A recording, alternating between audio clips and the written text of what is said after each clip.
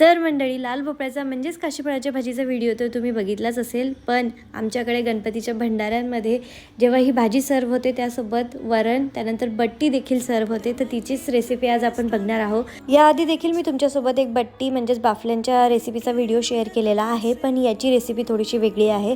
तर यासाठी मी 2 वाट्या गव्हाचं पीठ घेतलेलं आहे, अर्धी वाटी बेसन, मीठ, ओवा, जिरं, 2 चमचे तूप, हे सगळं व्यवस्थित मिक्स करून घेतलं. त्यानंतर त्यामध्ये चिमूटभर सोडा टाकला आणि मस्तपैकी याला कडक असं भिजवून घेतलेलं आहे.